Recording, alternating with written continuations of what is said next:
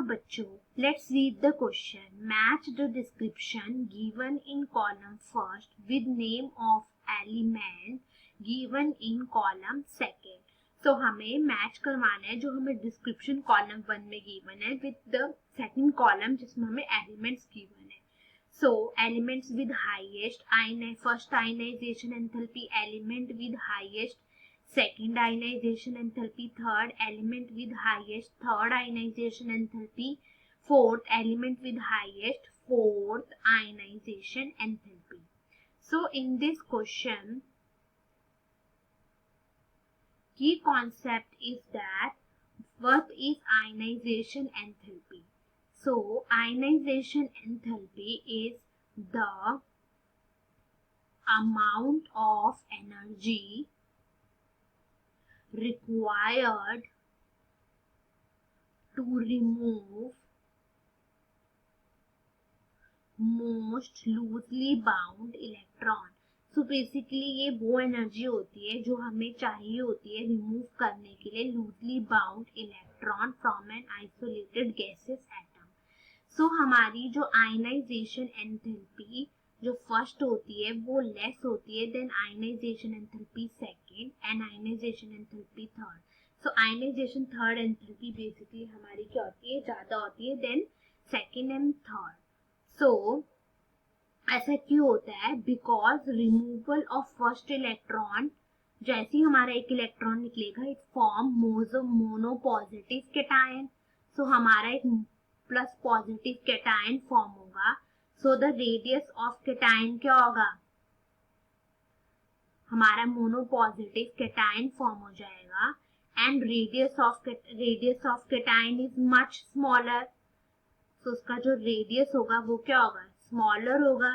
तो जो remaining electrons जो होंगे, remaining electrons experience greater pull of nucleus. तो जो हमारे इलेक्ट्रॉन जो बच जाएंगे वो क्या एक्सपीरियंस करेंगे? ग्रेटर पुल एक्सपीरियंस करेंगे.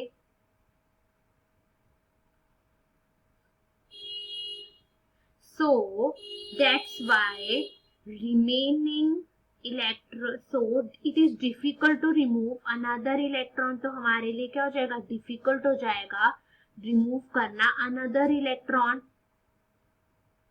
सो इसीलिए हमारी second ionization enthalpy is more than first ionization enthalpy and third ionization enthalpy is more than second ionization enthalpy. Now we look into first element with highest first ionization enthalpy. हमारी highest first ionization enthalpy किस element की होगी? That is a element neon. हमारे neon की क्या होगी? सबसे highest होगी फर्स्ट आयनाइजेशन एंथैल्पी, क्योंकि नियॉन की इलेक्ट्रॉनिक कॉन्फ़िगरेशन क्या होती है? 1s2 2s2 and 2p6. So it has a stable electronic configuration. So अगर हम इससे एक इलेक्ट्रॉन अगर रिमूव करते हैं तो क्या होगा? हमारी जो स्टेबल कॉन्फ़िगरेशन है वो क्या हो जाएगी? हमारी अनस्टेबल होगी. सो इसीलिए, और हम जब लेफ्ट टू राइट मूव करते हैं पीरियोडिक टेबल में तो जो न्यूक्लियस पुल है हमारा वो भी क्या होता है? न्यूक्लियस पुल टूवर्ड्स इलेक्ट्रॉन क्या होता है? इंक्रीज हो जाता है. न्यूक्लियस पुल टूवर्ड्स इलेक्ट्रॉन इंक्रीज हो जाता है. सो इसीलिए हमारे लिए ये जो फर्स्ट इलेक्ट्रॉन निकालना ही क्या है? इसको क्या ज्यादा एनर्जी की जरूरत है. सो इसलिए इसकी क्या होती है? हाईएस्ट फर्स्ट आयनाइजेशन एंथैल्पी होती है हमारी नियॉन की. Difficult to remove electron. Now second option हमें गिवन है element with highest second ionization enthalpy. So second ionization हमारी हाईएस्ट किसकी होगी? That is D, sodium. So sodium की अगर हम इलेक्ट्रॉनिक कॉन्फ़िगरेशन देखें 1s2 2s2 2p6 3s1. So it is easy to remove this electron. So easily remove this electron. So ये जब हमारा इलेक्ट्रॉन इजीली रिमूव हो जाएगा तो क्या होगा? सो हमारी जो second, so it will attain stable configuration, ये इलेक्ट्रॉन अगर निकल गया, इट अटेन स्टेबल कॉन्फ़िगरेशन। तो जब वो स्टेबल कॉन्फ़िगरेशन अटेन कर लेगा और हमारे सोडियम का साइज स्मॉल, इतना बड़ा भी स्मॉल होता है बिकॉज इट्स एल्कलाइन मेटल, सो इसीलिए हमारा जो पॉजिटिव चार्ज अटेन होगा, फर्स्ट पॉजिटिव, तो पूल ऑफ न्यूक्लियस भी इंक्रीज हो जाएगा, पूल ऑफ न्यूक्लियस इंक्रीज हो जाएगा। सो इसीलिए हमारी सोडियम की सेकेंड आयनाइजेशन एंथैल्पी ज्यादा होती है, pool of nucleus towards electron increase हो जाएगा। एंड ये क्या अटेन कर लेगा, जब एक इलेक्ट्रॉन रिलीज होगा, it will attain stable configuration. So हमें उसको इलेक्ट्रॉन को रिमूव करना और मुश्किल हो जाएगा क्योंकि it will attain positive charge. तो पॉजिटिव चार्ज अटेन होगा तो हमारा न्यूक्लियस का पूल क्या हो जाएगा, इंक्रीज हो जाएगा इलेक्ट्रॉन्स पर, आउटर शेल इलेक्ट्रॉन्स पर। देन थर्ड हमें गिवन है elements with third highest ionization enthalpy.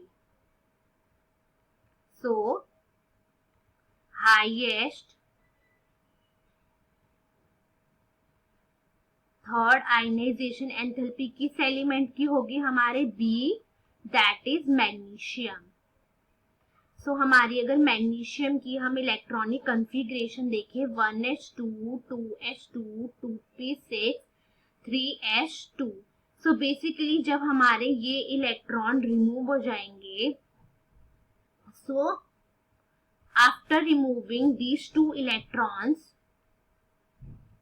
When two electron removed, so it will, जब ये दो इलेक्ट्रॉन रिमूव हो जाएंगे तो ये हमारी नोबल गैस कॉन्फ़िगरेशन अटेन कर लेगा, it will attain stable configuration. So stable configuration जब अटेन कर लेगा तो हमारे लिए क्या हो जाएगा, और डिफिकल्ट हो जाएगा इलेक्ट्रॉन्स निकालना, डिफिकल्ट टू रिमूव इलेक्ट्रॉन, क्योंकि अब हमारे दो इलेक्ट्रॉन्स अगर निकल जाएंगे तो मैग्नीशियम पे ट्वाइस पॉजिटिव चार्ज आ जाएगा, तो हमारा पॉजिटिव चार्ज भी इंक्रीज हो जाएगा।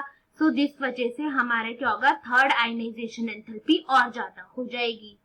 सो magnesium has highest third ionization enthalpy. Now fourth element with highest fourth ionization enthalpy. So highest fourth ionization enthalpy हमारी किसकी होगी, सी, एल्यूमिनियम। सो अगर हम एल्यूमिनियम की इलेक्ट्रॉनिक कॉन्फ़िगरेशन देखें, 1s2 2s2 2p6 3s2 3p1। सो क्या होगा, जब हमारे ये 3 electrons, when these 3 electrons remove, 3 electrons remove, जब हमारे 3 इलेक्ट्रॉन्स रिमूव्ड हो जाएंगे तो ये क्या अटेन कर लेगा, हमारी स्टेबल कॉन्फ़िगरेशन अटेन कर लेगा ये भी, it will attain stable configuration. So जब ये स्टेबल कॉन्फ़िगरेशन अटेन कर लेगा और 3 इलेक्ट्रॉन्स जब लूज होंगे तो हमारे एल्यूमिनियम पे थ्राइस पॉजिटिव चार्ज आ जाएगा, जिस वजह से जिस वजह से हमारी फोर्थ आयनाइजेशन एंथैल्पी क्या होगी, इंक्रीज होगी एल्यूमिनियम की।